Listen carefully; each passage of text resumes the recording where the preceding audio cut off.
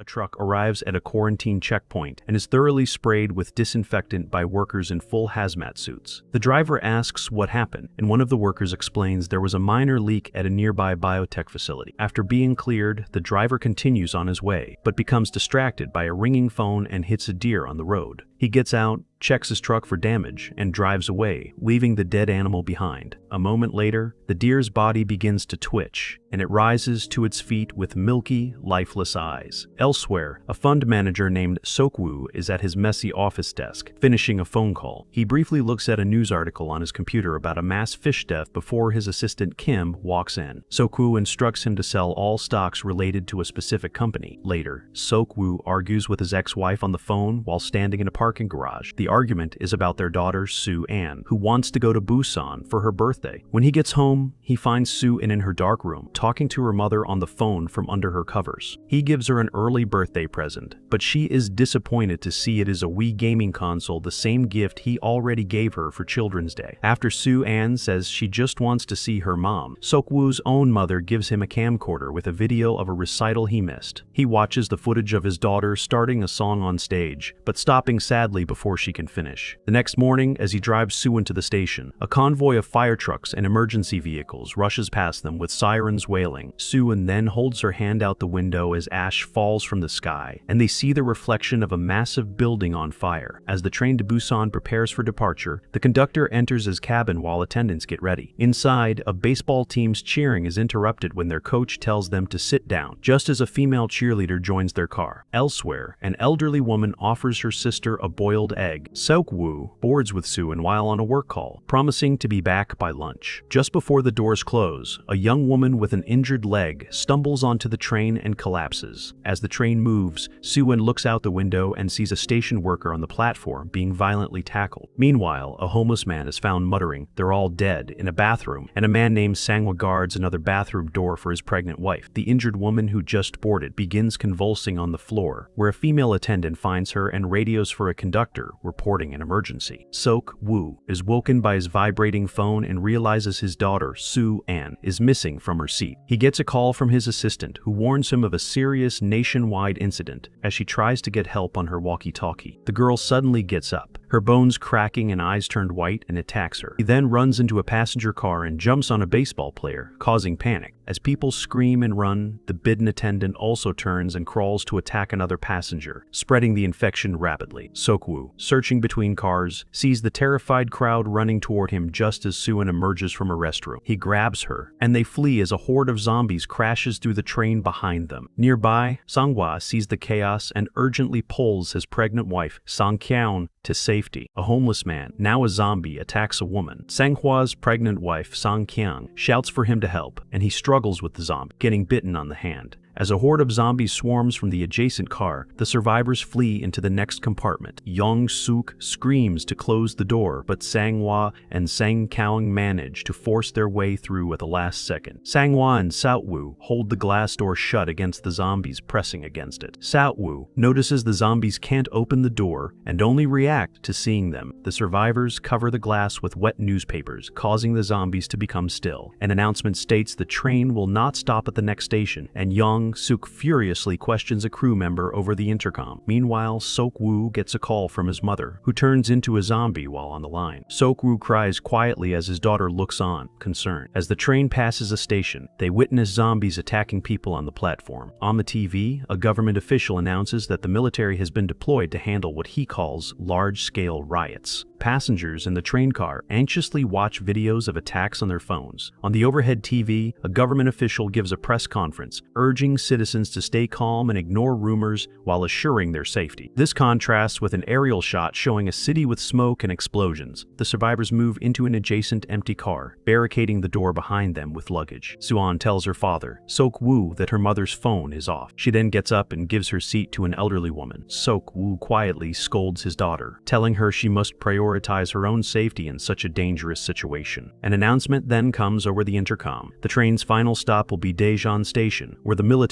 is waiting to secure the area. Sikwoo tells his daughter Soo-an to stay put, then walks to an empty car to make a private call. Meanwhile, Songhua asks Tsu and what her father does for a living. When she says he's a fund manager, Songhua mutters that he's a leech who profits from others. His pregnant wife, Song Kyung, offers Sue an jelly candy and lets her touch her belly to feel the baby, making Sue smile. In the other car, Sok-woo calls a military contact who confirms that Daejeon is under quarantine. Using his influence, Sok-woo gets a tip to avoid the main plaza and go to the East Plaza, where soldiers will be waiting for them. After hanging up, he turns and sees the homeless man sitting in the same car, having overheard the entire call. The train pulls into a completely empty Daejeon station. A man in a suit is the first to get off, followed by the other passengers, including Seok-woo holding his daughter's hand and a high school baseball team carrying bats. The man in the suit finds the conductor and an attendant looking at a car full of zombies pressed against the windows. He frantically tells them to leave everyone and go straight to Busan, but the conductor refuses. As the other passengers walk through the deserted station and up an escalator, Sok-woo tries to lead his daughter away through a cordoned-off exit. The homeless man, who overheard Sok-woo's phone call, follows and begs to go with them. The daughter, Soo-an, pulls on her father's arm, wanting to tell the others about the separate exit. When Sok-woo tells her to only worry about herself, she tearfully says that's why her mom left him. As the main group of passengers rides an escalator down into the station, they discover a line of soldiers with their backs to them. The soldiers turn, revealing they are zombies, and immediately charge, causing the crowd to panic and flee back up the escalator. Spotting the danger, Songhua lifts his pregnant wife Song Kyung over the railing onto the adjacent stairs. Elsewhere, in a quiet hallway, Sok-woo watches as a horde of zombie soldiers swarms and kills a lone twitching soldier. He sprints back to his daughter Soo-an, who is frozen in terror as a zombie approaches her. Songhua suddenly appears and tackles the zombie, saving the girl. Songhua grabs Soo-an and they run toward a glass door being held open by the baseball players. After they get through, the homeless man saves Sok-woo from an attacker, and they both make it inside, just as the group struggles to hold the doors shut. On the platform, Song Kao-ong and So and watch in horror as other passengers are overrun before they manage to board the train. Zombies shatter a large window above the platform, tumbling down onto the train roof and the ground below. One zombie, broken in half, lands on the elderly woman Jong-gil, but is unable to attack. Her sister is helped up by Song Kyung and Soo-an, while a train attendant and the cheerleader Jin-hee pull Jong-gil onto the train just as the doors shut. Elsewhere, the homeless man is pulled into another car by Song Kyung just before he is caught. As the train starts moving, the executive Yeon-suk demands they leave, and the attendant orders the conductor to depart despite Jin-hee's protests that her friends are still outside. Meanwhile, Songhua and the other men finish securing a glass door, only for the horde to immediately break through it. They run for the moving train, but two of the baseball players are caught and swarmed. The last player, Yong-guk, freezes in horror until Sik-woo drags him to safety. Songhua falls behind, but grabs a riot shield and baton to fight his way to the train, where Sak-woo pulls him aboard. In the train's cockpit, the conductor calls the control center, reporting that they couldn't stop at the station. After being told the line to Busan is clear, he continues driving. Elsewhere on the train, Sung Kyung, Soo-an, an elderly woman, and the homeless man find themselves trapped between two cars swarming with zombies. Sung Kyung peeks into the next car, which seems safe, and motions for the others to follow. As they move, a zombie suddenly appears, and she shoves everyone into a restroom. The zombie lunges as she tries to shut the door, but the homeless man helps her force it closed just as more infected pile against the outside. In a safer car, the other passengers hear an announcement that the train will now head directly to Busan. The cheerleader, Jin-hee, then gets a phone call from the last surviving baseball player, Yong-guk, who cries as he tells her that he is the only one from his team who made it. After failing to reach his daughter, Sok-woo hears her voice on Songkwa's phone. His daughter, Soo-en, explains that she is hiding in a toilet in car 13 with Sung Gyeon. The young baseball player, Yong-guk, adds that the rest of his friends are in car 15. The three men decide to rescue them. As Songkwa wraps his forearms in thick cloth and Yong-guk tapes his hands, they form a plan. Songhua will take the lead, Sok-woo will follow, and Yong-guk will guard the rear. They wait for the train to enter a tunnel, and when it emerges back into daylight, they charge into the next car. Songhua uses his brute strength to punch and throw zombies, while Sok-woo uses a riot shield and Yong-guk swings his baseball bat. They clear the car but are confronted by Yong-guk's zombified teammates in the next one. Stunned, the boy freezes, and Songhua shoves him out of the way before continuing the fight. The train enters a dark tunnel, and the zombies immediately become still. Realizing they are blind in the dark and only react to sound, Seok-woo bangs a bat on a luggage rack to create a diversion. This allows the three men to sneak past and escape through a door just as the train exits the tunnel. Resting between cars, Seok-woo checks a map on his phone and sees another tunnel is approaching. Once inside the dark tunnel, he throws a phone to the far end of the next car and calls it. The ringing lures the zombies away, allowing the men to creep past them. They reach the washroom where Sang-hwa is joyfully reunited with his pregnant wife. The baseball player then texts his girlfriend in car 15 that they are coming. She happily announces their arrival, but a selfish businessman protests, claiming they might be infected. The other passengers and the train attendant agree, deciding to block the door against them. After finding the others in the toilet, the group waits for the train to enter a dark tunnel. In the darkness, they see the next car is full of zombies, standing still and silent. To get past them, the survivors climb onto the overhead luggage racks and crawl quietly above the undead. Seok-woo throws a bag to the far end of the car as a distraction, and the group drops down to make a run for it. Just as they reach the door to the next car, the train exits the tunnel. The zombies immediately become aggressive in the daylight and attack. Seok-woo and a homeless man are left behind as the others scramble into the next car section. The two men manage to follow, but Sang-hwa is forced to hold the door shut against the horde.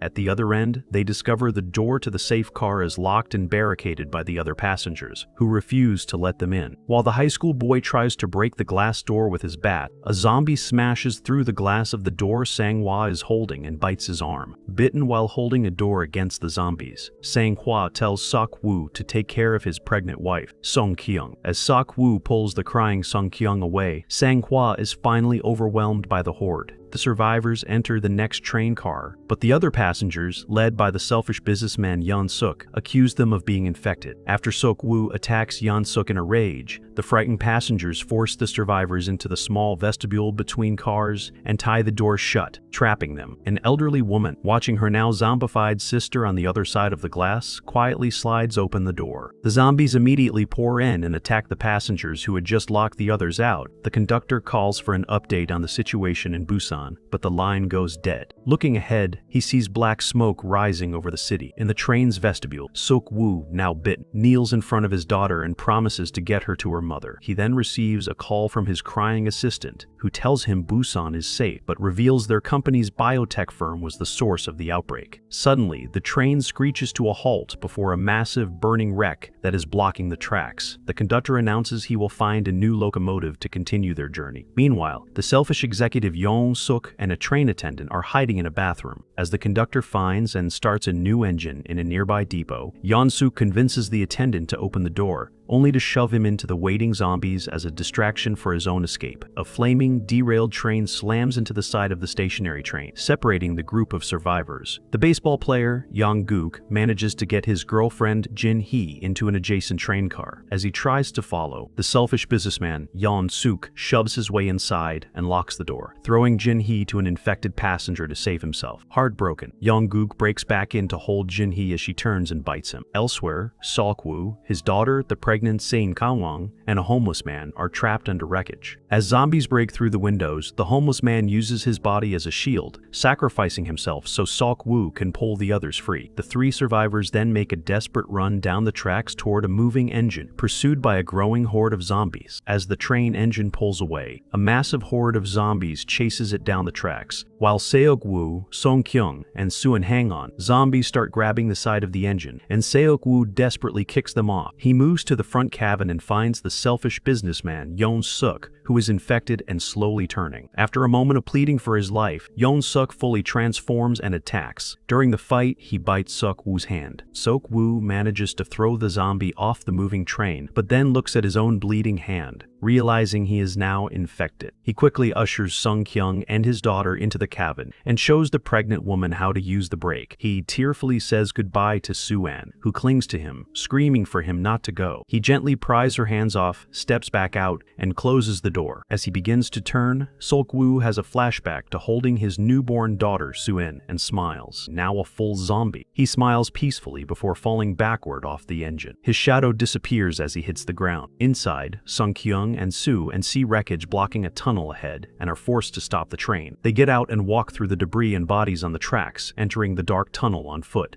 At the other end, soldiers at a barricade spot their silhouettes. A sniper takes aim, but a soldier using binoculars reports he cannot confirm if they are infected. Just as the order is given to shoot, Sue Ann begins to sing. Hearing the song, the soldiers realize they are survivors and rush forward to help. Thanks for watching.